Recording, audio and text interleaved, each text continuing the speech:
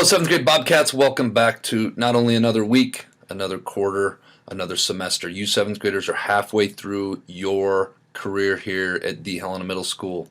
How crazy is that?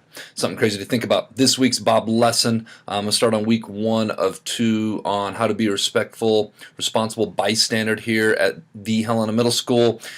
This was put together last year by the one and only Mr. Semensky, who is now at Smith School being a school counselor, but I think I'm going to let his legend live on a little bit more here for next couple weeks. He did a great job with this series of series of Bob lessons last year with his advisor. Bystander is so very important in life. It's so very important to our school culture here that we all take our role as a bystander very, very, very seriously. You see something wrong, say something. Okay, Mr. Smets is going to tell you what a bystander is exactly here in a moment, but I have my definition. If person A or group A says something disrespectful to person B or group B, okay, then you have group C or person C who isn't directly involved but is there, witnesses it in the same environment, and they have a pivotal role to play. Do they let it happen, or do they say something and do something about it? So that is the critical question with what kind of bystanders we are, and I think bystanders can really make or break what kind of culture here we have at HMS, and I want to have a great culture that is based in respect, and that all starts with you and you and you in the back and you not paying attention. All of you guys get my point. So let's buckle in our seats and rock and roll. How to be a responsible bystander at HMS Part 1. All right, as promised, this week's Bob lesson, hosted by Mr. Semensky and his fabulous advisor, is called Being a Respectful Bystander at HMS. But first, let's be our best this week at HMS. Let's be Bob. Let's be safe. Let's be responsible. Let's be respectful bystanders, and let's be a learner. Good afternoon, Helena Middle School. This is Mr. Semensky with the Bob lesson of the day. Now, don't get too excited. Wait a second. Yes, let's get excited and welcome, because today we are going to talk about bystanders. What they are, what they do or not do. And this lesson is brought to you by Mr. Semensky and his amazing advisor, who put together some videos to show you what bystanders do, what it looks like, and the roles we play as bystanders. First of all, here's the definition. A person who watches something go down, doesn't partake or doesn't participate to prevent the problem or to cause the problem. So a bystander is just someone who's watching. And wait a second, I think I have my first, wait a second. I think I have my first bystander, an example of a bystander. Yeah, that's just a bystander back here in the background, just watching me make the video. This is Emma. This is our first little bystander. She was just back there watching the action. Gonna say hi? Say hi. She's got a cute little coat on. Nice work. All right, Emma. Go be a bystander somewhere else, please. All right, later, gator. All right, that was our first bystander, everybody. Somebody's sitting back watching the action over there on the bed. Not participating, just watching what's going on. Good or bad. Could be either one. Let's continue with the slideshow. Here we are, and something I want you to think about during this Bob lesson is, should bystanders be held accountable for the actions they witnessed? Are bystanders innocent? Let's say you just watched somebody steal a piece of candy and you saw it.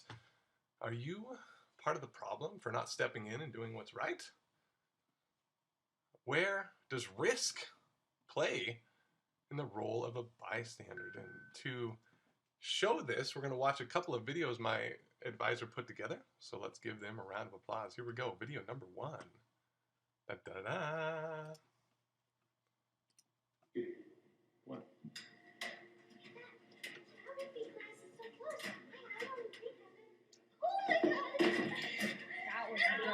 No, we should. That's not good. That's not good. That's not good. That's not nice. Go back to your class. Go back to your class. That's not nice. That wasn't a flaw. And thumbs up, thumbs up.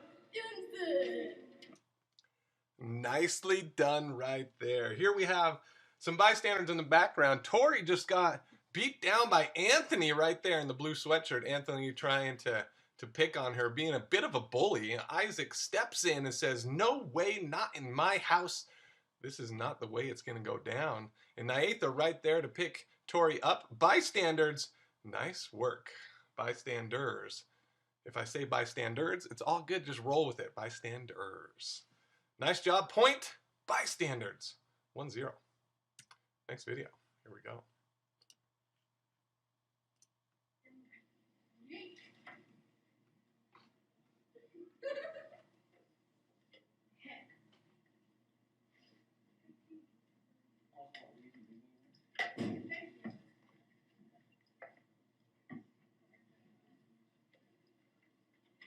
Ooh, Snapchat.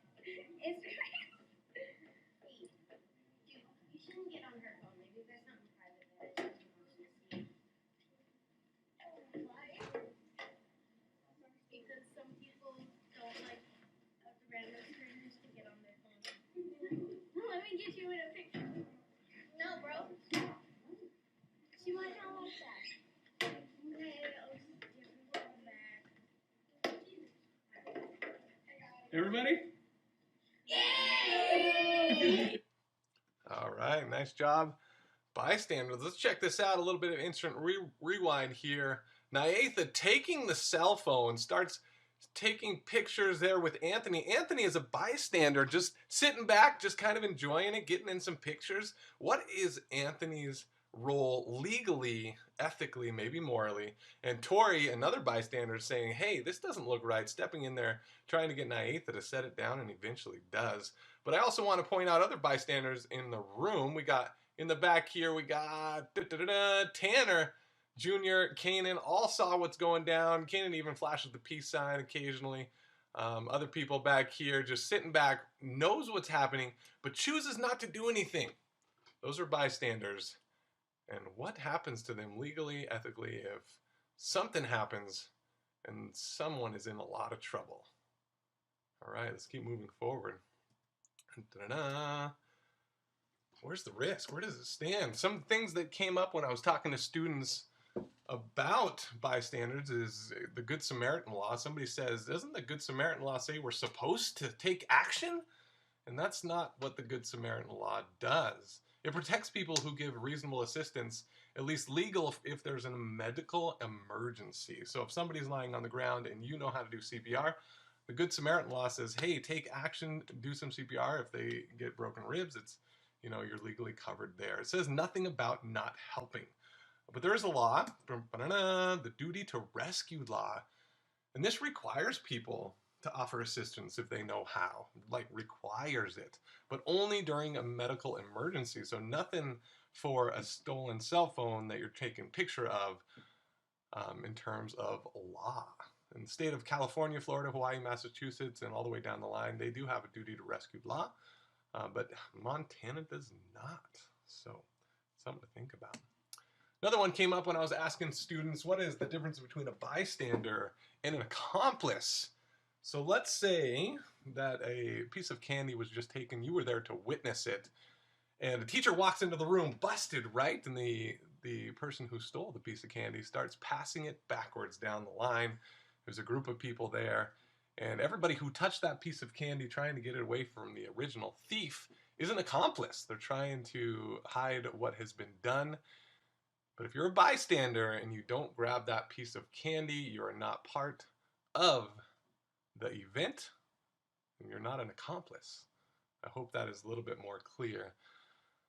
Other things, I got another video as I was doing my research on bystanders, and maybe it's, not our fault if we don't step in. Maybe it's a situation where it's unsafe for us to step in. Maybe a fight just broke out and we're watching it. And I'm not telling you to go out there and break up fights, not at all. I want you to be safe. But if you do see something like Anthony, the bully, pushing on Tori, step in there. Do something right if you feel comfortable, but definitely not if you don't. All right, we are on to this week's quote of the week, which is one of my favorites. Injustice anywhere is a threat to justice everywhere. And the reason I feel so strongly that this ties in with being a bystander is what we condone in life, especially as bystanders. Maybe the injustice isn't towards you and it's not directed towards you when you are a bystander. But when we allow that to grow and we allow that to settle in and we allow that to become the norm, it's only a matter of time before it grows and it does become a threat to you and it will be directed at you someday.